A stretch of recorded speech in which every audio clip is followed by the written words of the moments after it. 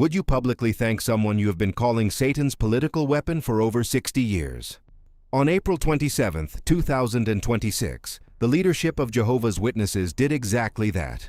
On their official website, jw.org, they published an article with the following words: "We are grateful to the CCPR. The CCPR is the United Nations Human Rights Committee. The same United Nations that every Jehovah's Witness on earth is taught is the Scarlet-Colored Wild Beast of Revelation, the satanic instrument destined to destroy all religion." That article is online right now. You can read it yourself, and it is not an isolated incident. When you pull the thread, you discover that this is not a one-time slip, but a pattern that stretches back decades, involves hundreds of legal cases across dozens of countries, and reveals a dependency on the United Nations that the average Jehovah's Witness has never been told about. Before I show you the full scale of what is happening, you need to understand what this religion teaches about the United Nations. Because without the doctrine, you will not grasp why those 9 words, "We are grateful to the CCPR," represent a contradiction the leadership has never explained to its own members.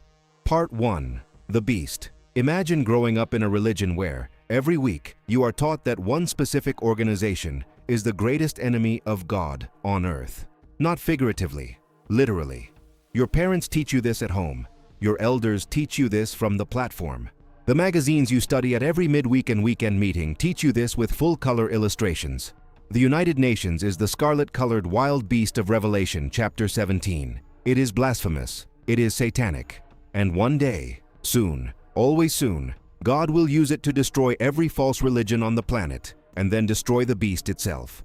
This is not an obscure teaching buried in old literature. In 1963, the leadership adopted an official resolution declaring the United Nations a counterfeit of God's kingdom. That resolution was published in the Watchtower magazine on November 15th of that year and approved by 454,977 members at 24 assemblies worldwide. The language left no room for interpretation. Supporting the United Nations was equated with worshiping a political idol.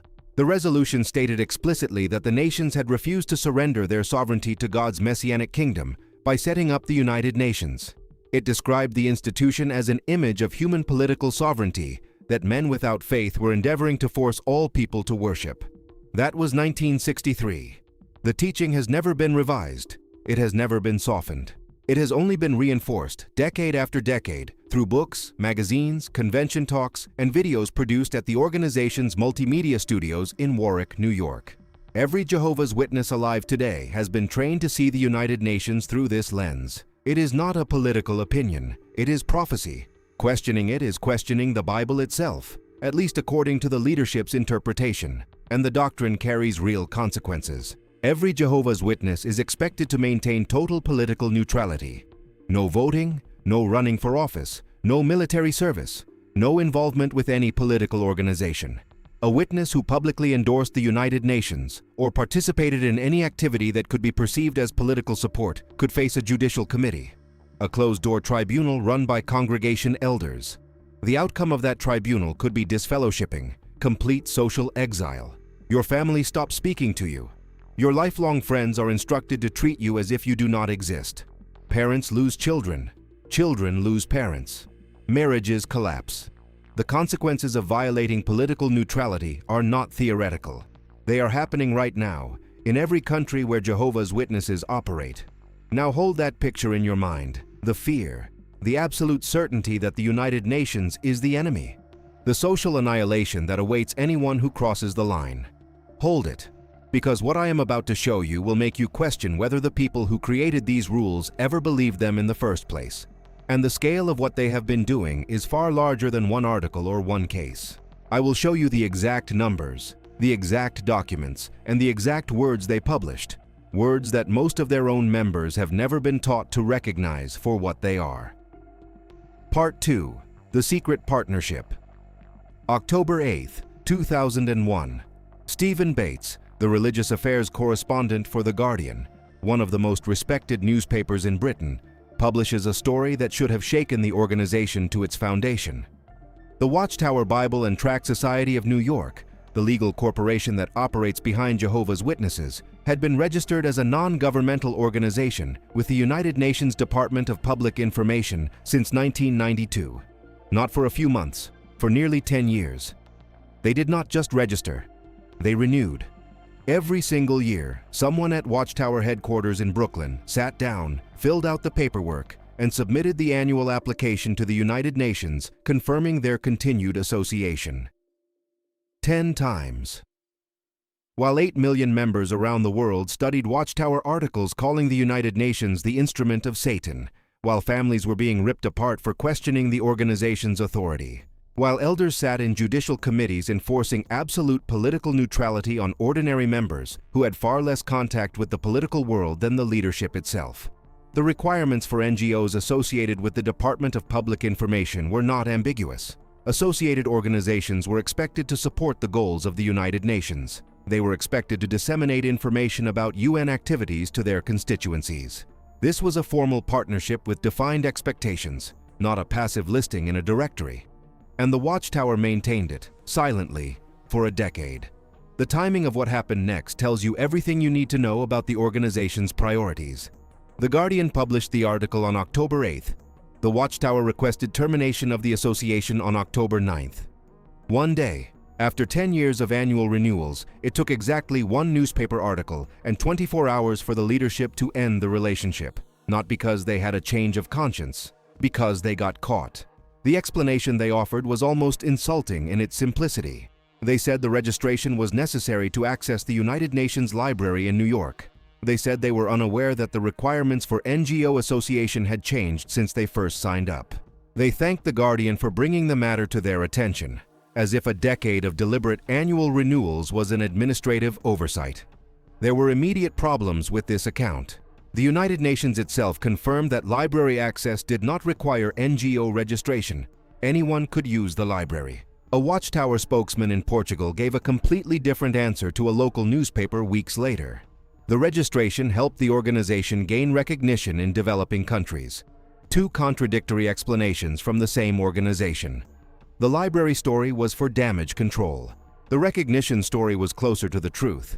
But the truth was far more damaging, because it meant the Watchtower had been strategically leveraging its association with the Scarlet Beast for geopolitical advantage. The reaction inside the organization was carefully managed. The Watchtower never published an explanation for its members. No article appeared in the Watchtower or Awake magazines. No letter was read at Kingdom Halls. No convention talk addressed the issue. Most Jehovah's Witnesses alive today have never heard of the NGO scandal. It was buried so effectively that mentioning it to an active witness will usually produce blank stares or accusations that you are spreading apostate lies. But the story did not end with the withdrawal. What came after 2001 was not a retreat from the United Nations. It was an escalation, conducted through a different channel, on a scale that makes the NGO registration look like a footnote. And the organization never told its members about that either. Part 3. The Beast becomes the lawyer. After the NGO embarrassment, the Watchtower redirected its engagement with the United Nations toward the Human Rights Committee, the body responsible for monitoring compliance with the International Covenant on Civil and Political Rights. Countries that have signed and ratified the optional protocol to this covenant allow their citizens to file individual complaints with the committee when their rights are violated. Russia signed it, Kazakhstan signed it, Turkmenistan signed it, South Korea signed it. The Watchtower did not approach this mechanism cautiously. They industrialized it. Between 2013 and 2016 alone, a period of just 3 years, Jehovah's Witnesses filed 48 separate cases with the United Nations Human Rights Committee, 48 complaints in 36 months, more than one case per month for 3 consecutive years. The cases covered Russia, Kazakhstan, Turkmenistan, Uzbekistan, and other countries where witnesses face restrictions on their religious activity. In South Korea, the numbers were even more striking. Over 100 individual Jehovah's Witnesses filed complaints with the same United Nations committee over the issue of conscientious objection to military service. South Korea had been imprisoning witnesses for decades for refusing to serve. The United Nations found in their favor repeatedly. The sustained pressure, case after case, year after year, all flowing through the authority of the United Nations, contributed directly to a landmark shift. In 2018, the South Korean Constitutional Court ruled that conscientious objection to military service was legal. Researchers who studied the decision confirmed that the volume of United Nations complaints played a significant role in changing the legal landscape. In Turkmenistan, one of the most repressive countries on earth, the pattern was even more disturbing. Over a dozen Jehovah's Witnesses filed complaints with the United Nations after being arrested, jailed, and in some cases tortured for refusing military service. One of them, Navruz Nasirlayev, filed his complaint while still in detention in 2012. Shortly after the United Nations forwarded his complaint to the government, police raided his family's home and severely mistreated his relatives in apparent retaliation. The Watchtower documented this and continued filing cases. Think about what that means in practical terms. The organization turned the beast into its personal legal weapon. They took the entity they teach is controlled by Satan and transformed it into the cornerstone of a global defense strategy. Scholar James T. Richardson documented the pattern and described Jehovah's Witnesses as one of the most prolific users of international human rights mechanisms in modern history. Richardson went further and described them as something close to a partner of the European Court of Human Rights, both working to expand the interpretation of religious freedom across Europe. They have won over 60 favorable rulings at the European Court alone. But the European Court is not the doctrinal problem. The Watchtower does not teach that the European Court is satanic. The United Nations is the one identified in their theology as the beast of Revelation. And every single one of those 48 cases, and the 100+ from South Korea, and the dozens from Turkmenistan, was filed with a body that operates under the direct authority of the organization Jehovah's Witnesses are taught is the enemy of God. This is not a reluctant, occasional emergency interaction. The Watchtower maintains a dedicated international legal department that files these cases as a core function. They employ lawyers in multiple countries. They track decisions. They celebrate victories. They build legal precedent through the United Nations deliberately and systematically. And they publish those victories on their own website, which brings us to what is happening right now and to how the leadership frames these victories so that the average member never connects the dots. Part 4. The Thank You Note to Satan's Instrument, September 2025. The United Nations Human Rights Committee publishes its decision in the case of Teymur Akhmedov, a Jehovah's Witness from Kazakhstan. Akhmedov was arrested in January 2017 for discussing the Bible with others. He was charged with inciting religious discord, a vaguely worded offense used in several former Soviet republics to criminalize minority religious activity. He was convicted in May of that year and sentenced to 5 years in prison. While incarcerated in early 2018, doctors diagnosed him with colon cancer. He applied for a pardon and was released in April 2018 by order of the President of Kazakhstan. The United Nations Committee concluded that Kazakhstan had violated Akhmedov's fundamental rights. The decision stated that he had been punished merely for sharing his religious views and expressing his personal opinion. The committee called on the government to reconsider his verdict, prevent future violations, and compensate him for legal costs. On April 27, 2026, the Watchtower published an article about the decision on jw.org, their official website, read by millions of witnesses in dozens of languages.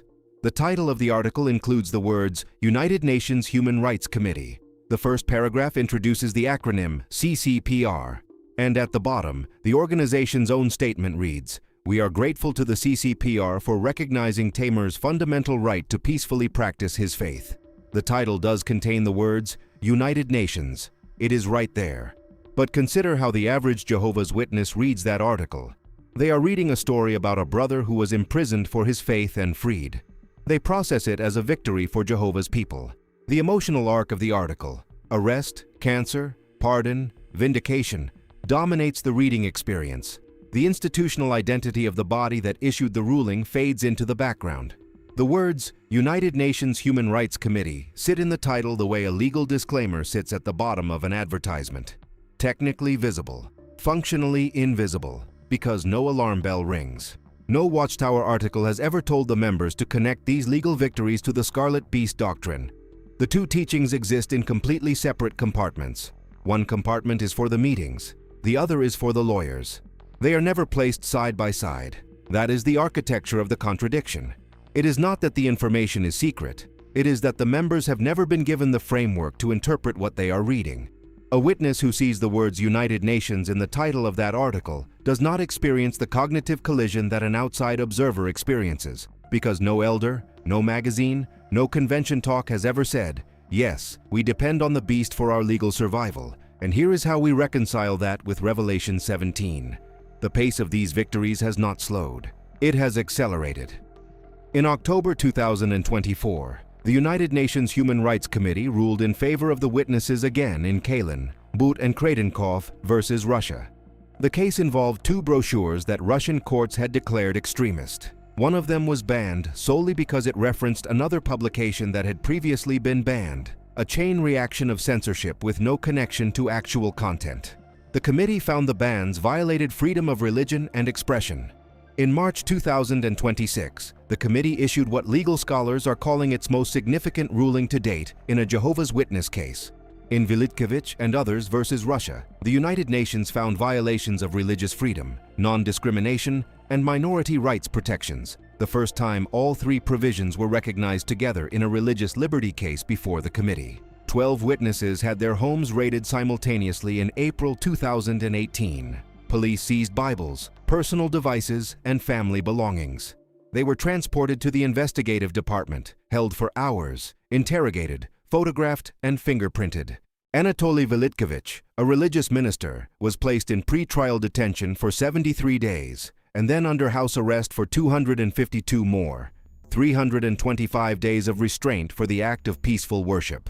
Weeks later, on April 29, 2026, the Supreme Court of Norway issued a landmark ruling restoring the legal status of Jehovah's Witnesses after the government had attempted to deregister the organization over its shunning practices.